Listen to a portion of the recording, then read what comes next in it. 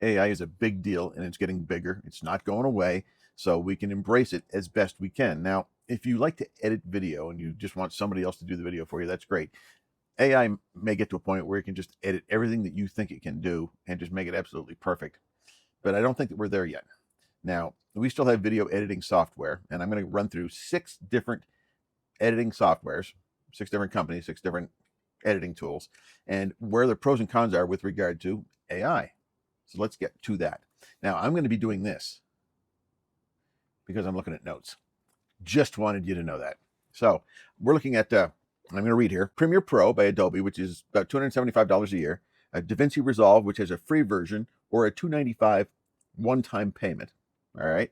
Filmora, which I use, which is about $50 a year. CapCut, which is around $240 a year. I didn't know that it went that high. It's about $20 a month.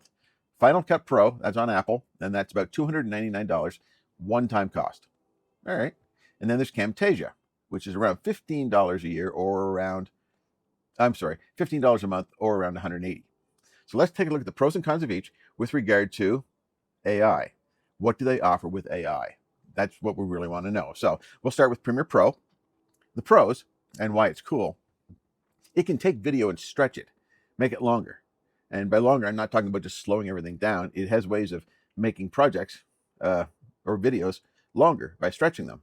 I'm not sure how to explain that because I don't use Premiere Pro, but it's something they do, and it seems to be a big deal for those who use it. It also finds clips by description, which is kind of cool. If you can't find a particular clip or a particular part that you're looking for, you can just describe it, and then the AI will find it for you within that, which is really neat. It's also very good. They use AI to fix sound, make sound really, really good.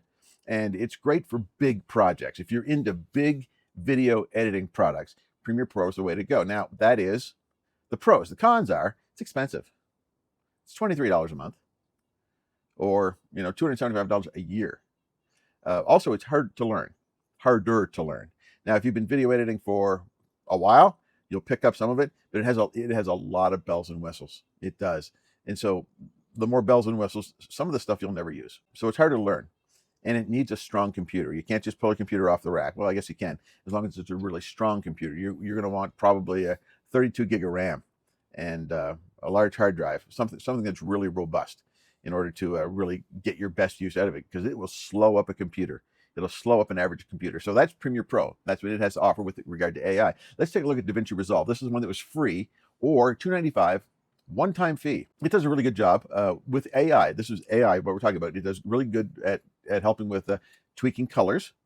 Okay. It detects faces and objects. Look for a face. Okay, there's the face. Focus in on the face. Got it. It fixes sound and captions. It does captions, which is kind of a cool thing. And the free version is pretty strong. You don't necessarily have to spend any money to get a pretty good, decent deal out of it. Now, those are the pros. Those are the pros. Here's the cons. The cons are it needs a strong computer. So if you're going to spend money, spend it on the computer, not on the software. You can use the free version, but you're going to need a robust computer in order to handle this, because it's video, and video is getting more and more and more. I don't want to say intense, but it's getting to where videos can do a lot, an awful lot. I'm into simplicity. I'm into easy. So I'm sitting on the back porch with an iPhone on a tripod. I'll edit it eventually, but right now I'm just filming it. So those are the pros. The cons are it needs a strong computer. It can feel overwhelming at times because there is a learning curve, and it has less generative AI. It's not nearly as intuitive as you might think, but it's there. It is there. So that's DaVinci Resolve, free. Then there's Filmora. I use Filmora. I used CapCut. Now I use Filmora, and they're kind of the same, but they're not. That's another story. So Filmora is $50 a year. You have it on your phone, have it on your desktop, have it on your laptop, whatever. It has a ton of AI tools, a lot of automatic stuff. It detects faces and objects. Oh, I'm sorry. I'm looking at I'm trying to follow a script, okay? And I'm trying to look at the camera. You understand? So it's very beginner friendly. Maybe that's why I like it, because every time I sit down, I say, how did I do that last time? Maybe you're like me. Maybe you're not. So there's a ton of extra tools where you can just go in and push the button and it'll do some things for you, which I like. And it is beginner friendly. And it's got a ton of fun templates and one-time click tricks. Things that, one click, boom, there it is. Or another click, boom, there it is. Those are the pros. The cons, it's not always perfect. It's weaker when it comes to big projects. So if you're doing smaller projects like 10, 15-minute videos, which is what I do, it's pretty good for that. So here are the cons for Filmora. It's not always perfect. Nothing is when you think about it. It is weaker for those big projects. If you're doing 10 to 15-minute videos like I do here on YouTube, works great.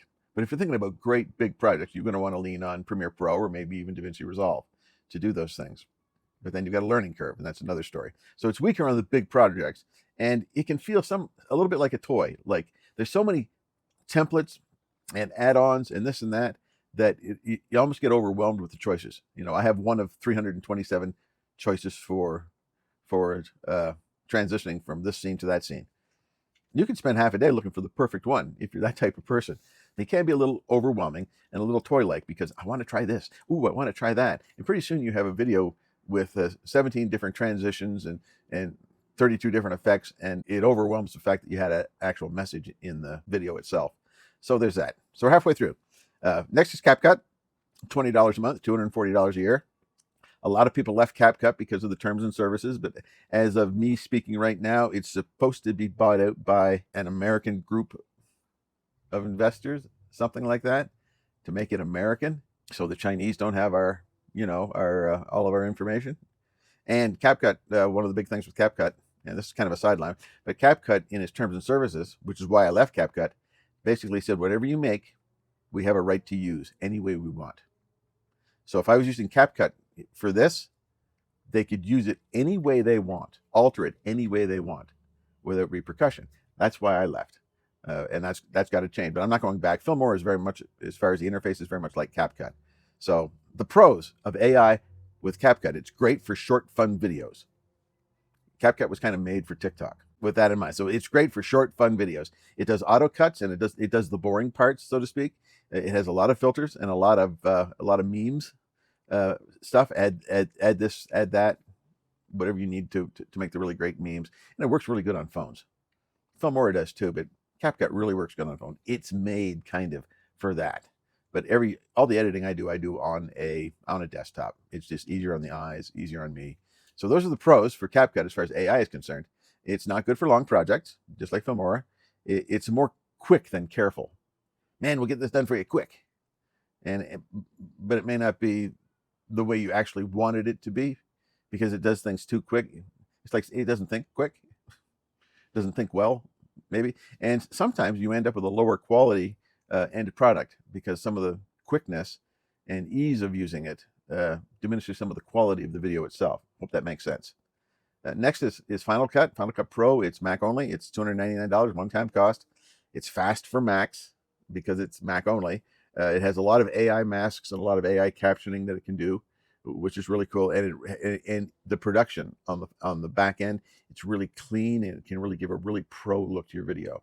There's ways for it to do that, really clean it up, make it sharp. Now, the cons: it is Mac only. So if you're not on Mac, it doesn't even matter. It has less AI than the others that I just mentioned.